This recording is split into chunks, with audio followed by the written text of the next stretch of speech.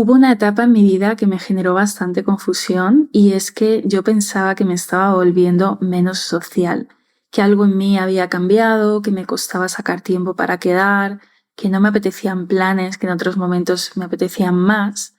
Y me preguntaba a mí misma, ¿será que me estoy volviendo rara? ¿Será que soy menos social? Porque cuando empiezas a no querer ciertos planes o empiezas a preferir quedadas más pequeñas o tiendes a cancelar cosas que antes te ilusionaban o incluso prefieres salir sola y escuchar un podcast, es muy fácil pensar que el problema eres tú. Y yo durante un tiempo lo pensé hasta que entendí algo que cambió por completo mi manera de verlo y que hoy tengo muy presente. Y eso tiene nombre y se llama batería social. Y cuando hablo de batería social no me refiero a ser más introvertida o extrovertida, aunque eso también puede influir en las dosis que cada quien necesita, pero me refiero más a verlo como esa capacidad que tienes cada día para interactuar, decidir, responder y sostener conversaciones y estar disponible para otros. Y esa capacidad no es infinita, aunque a veces actuamos o decidimos como si lo fuera.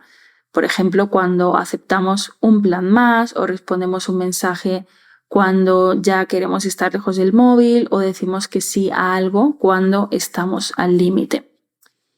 Y aquí hay una realidad y es que hay personas que ya de por sí trabajan hacia afuera, por ejemplo, en atención al cliente, en colegios, liderando equipos o donde hay exposición pública, personas que también se pasan 8 horas gestionando emociones ajenas y luego llega el fin de semana y se sienten culpables por no querer ir a esa barbacoa a la que les han invitado. Y aquí la pregunta es, ¿cuánto porcentaje de tu semana ya está previamente ocupado en interacción? Porque si pasas 40 horas en interacción constante, sin prácticamente silencio, tu fin de semana no empieza en cero, empieza con la batería a medio gas. Y aquí es donde es fácil confundirlo con cansancio físico o interpretarlo como pereza, cuando muchas veces es batería social. Y eso no se soluciona obligándote a ser más sociable, sino conociendo tu dosis social y aprendiendo a regularla. Hace unas semanas una clienta me contaba algo que me parece un ejemplo perfecto para traer al episodio, y es que vinieron unos amigos a su ciudad y se pusieron a encadenar planes uno detrás de otro, pues museos, comida, café, un paseo, una cena. Al día siguiente madrugaban para seguir viendo cosas, al siguiente también. Y ella se sentía como que no podía seguir el ritmo y lo que empezó a contarse fue: soy menos divertida que ellos, estoy apagada, debería ilusionarme por todos estos planes. Y lo cierto es que la solución no era forzarse a volver a quedar al día siguiente a las 10 de la mañana para desayunar y seguir con un día intenso más, sino identificar y respetar su propio ritmo.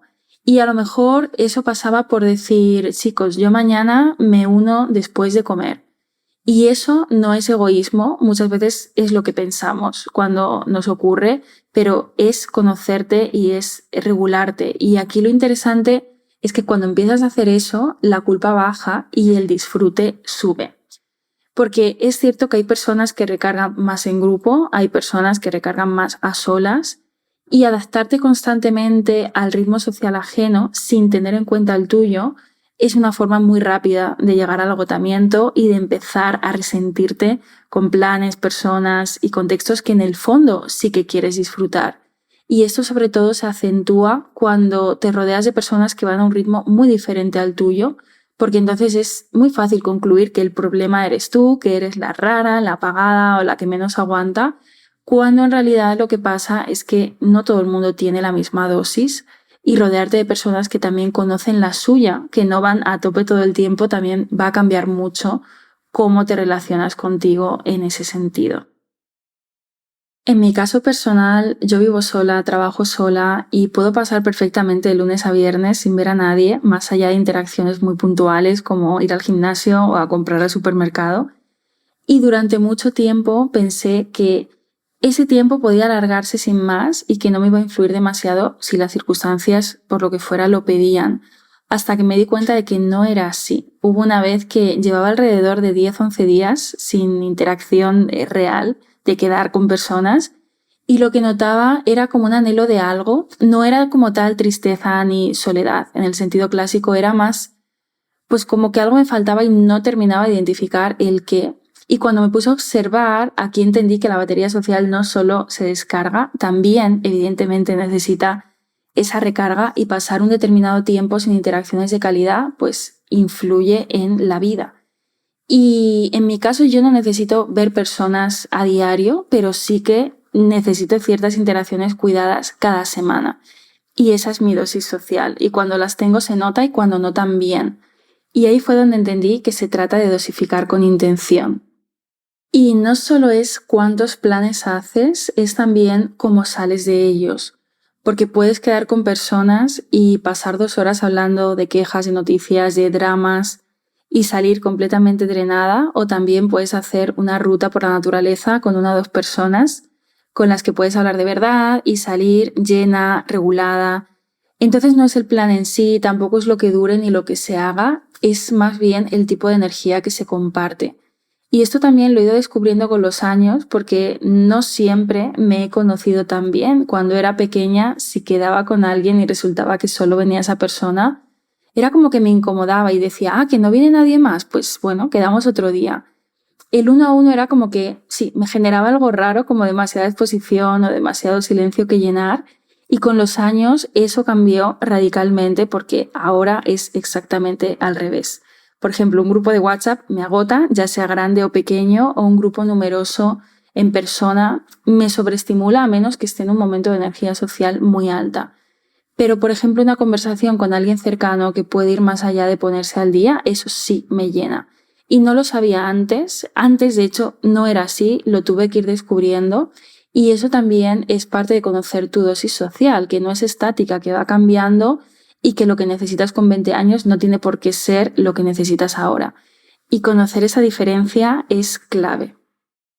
Y hay algo que quiero mencionar aquí porque lo veo con mucha frecuencia y yo misma lo he vivido. Y es que cuando la batería social está saturada, la respuesta instintiva suele ser el extremo contrario. Un fin de semana con 4 planes y el siguiente sin ningún plan. No ver a nadie, no quedar, no tener ningún compromiso, como si el antídoto del todo fuera el nada. Y a veces el descanso sí que necesita esa parte de silencio, de darse espacio, pero cuando lo llevamos al extremo tampoco funciona, porque quedarte en casa todo el fin de semana con la intención de descansar no siempre descansa. ¿Por qué? Porque la casa, especialmente cuando no tienes sistemas claros, se convierte en un recordatorio visual constante de tareas que hacer y pendientes. Y aquí, sin darte cuenta, empiezas a hacer cosas pequeñas, una, luego otra, luego te sientas en el sofá, ves la ropa sin doblar, venga, que voy a hacer esto en 10 minutos. Luego coges el móvil para ver la hora y acabas respondiendo 3 mensajes pendientes. Luego recuerdas algo que no puedes olvidar para el lunes. Y así, sin haber salido de casa, has estado disponible para todo el mundo y para lo que estás sin hacer. Y el domingo por la noche te preguntas por qué estás agotada si supuestamente no has hecho nada. Entonces, eso no es descanso, sino que es otro tipo de drenaje. Entonces, la clave no está en los extremos, ni el fin de semana saturado de planes, ni el fin de semana sin pisar la calle, sino aprender a calibrar, porque a veces restaurarse pues es un paseo por la naturaleza, sola o acompañada, es una conversación lenta, es un espacio sin pantallas y no existe una fórmula universal, pero sí existe una pregunta que vale la pena hacerse, que es ¿qué tipo de fin de semana me restaura de verdad? Y esa pregunta, en el fondo, es la misma que hay detrás de todo lo que estamos hablando hoy y va de conocerte lo suficiente como para poder decidir con intención en el descanso, en los planes y también en el entorno que construyes y las personas de las que te rodeas en el día a día. Yo construí mi entorno actual ya en la edad adulta y durante un tiempo eso me generó mucha confusión porque hay una creencia instalada de que si no tienes tu grupo desde el colegio o la universidad hay algún fallo en ti. Y no es cierto, tampoco es algo que sea fácil, pero cuando eliges un camino de vida diferente y cuando el entorno de antes ya no encaja con quien estás siendo, sí que hay un periodo incómodo en medio donde lo anterior ya sabes que ahí no es, pero lo nuevo todavía no está y eso se puede sentir como soledad o como que sí, como que hay algo malo en ti. Y lo que yo entendí es que construir entorno ya siendo adulta requiere de algo que antes no era necesario, que es precisamente la intención, que da más miedo que la inercia, porque los contextos que antes creaban relaciones de forma natural, como el colegio, la universidad, el barrio o el primer trabajo, ya no están y ahora tienes que crearlos a propósito. Y eso, lejos de ser un fracaso, porque a veces lo vemos así, es simplemente otra etapa.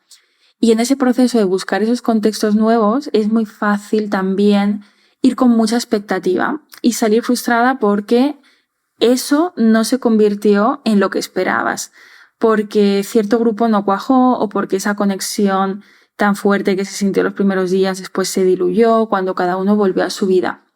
¿Cuántas veces has ido a una formación, a un evento, a un retiro y has sentido como una conexión intensa con las personas que habías conocido allí?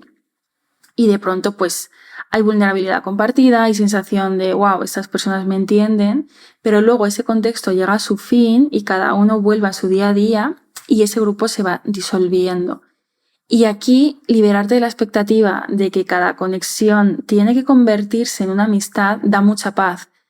El problema no es que el vínculo no dure, sino la historia que te cuentas después, que fallaste tú, que no eras lo suficientemente interesante o que algo va mal en cómo te relacionas y a veces simplemente pues era ese momento, el contexto y estuvo bien así. Y ese mismo patrón de extremos a veces también está dentro de los vínculos que son un sí, porque también hay un discurso que circula mucho en el mundo del desarrollo personal que a mí me rechina bastante, que es el de aporta o aparta, y entiendo de dónde viene, ¿no? De personas que han podido estar en vínculos muy desequilibrados, que han dado mucho sin recibir nada y que en algún momento tuvieron que poner límites, por supuesto, pero llevado al extremo, también ese discurso convierte las relaciones en una transacción y las relaciones no van de eso, ¿no? En cualquier vínculo sano va a haber temporadas donde tú sostienes más, donde tu amiga está mal, necesita que estés, donde tú estás en un momento de más energía y ella en uno de menos. Y va a haber temporadas donde sea al revés. Entonces, eso también es una relación real. El problema no es que alguien tenga un mal momento, una mala racha. El problema es cuando el desequilibrio es estructural, cuando, por ejemplo, siempre eres tú quien llama, quien pregunta, quien está ahí, y en el momento en el que tú lo necesitas no hay nadie. Eso sí que merece una conversación o una decisión. Pero antes de llegar ahí, la pregunta que te puedes hacer es más sencilla y es ¿cómo salgo de estar con esta persona o con este grupo de personas? ¿Con más energía o con menos? Y no siempre, porque va a haber días difíciles, va a haber conversaciones pues a lo mejor más densas y que aún así merecen la pena, pero aquí se trata de ver el patrón del quedar con esa o esas personas y no la excepción. Y cuando empiezas a hacerte esta pregunta con honestidad en los planes, en el descanso, en los vínculos, te das cuenta de que hay un hilo común entre todo lo que hemos hablado hoy, y es que diseñar tu semana no es solo poner bloques en un calendario, es también saber cuánta energía tienes realmente disponible, qué tipo de interacciones te regulan, cuáles te dejan vacía, aunque todo parezca estar bien. Y eso no se resuelve reorganizando el calendario, sino conociéndote mejor y tomando decisiones desde ahí. En Tu semana en tus términos trabajamos exactamente esto, entender cómo funciona tu batería social en la práctica, qué la carga, qué la drena, cuáles son sus señales de alerta, para que dejes de confundir pereza con agotamiento real y puedas empezar a tomar decisiones desde ahí. Así que si esto resuena contigo, tienes el enlace en las notas del episodio. Y antes de terminar el episodio, quiero dejarte con algunas preguntas. ¿Sabes cuánta interacción necesitas realmente o vas improvisando cada semana? ¿Con quién no tienes que hacer esfuerzo por encajar y puedes ser tú? ¿Sigues en ciertos planes por costumbre o porque realmente quieres estar en ellos? Y por último, ¿a qué estás llamando pereza que en realidad es saturación? La vida social no se mide por cuántos planes tienes ni por lo llena que está tu agenda, y si algo de lo que has escuchado hoy resuena contigo, quizá la pregunta no es si eres más o menos social, sino si estás gestionando tu energía de forma que tenga sentido para ti. porque a veces no es pereza, sino que es batería social. Gracias por estar al otro lado y nos escuchamos en el próximo episodio.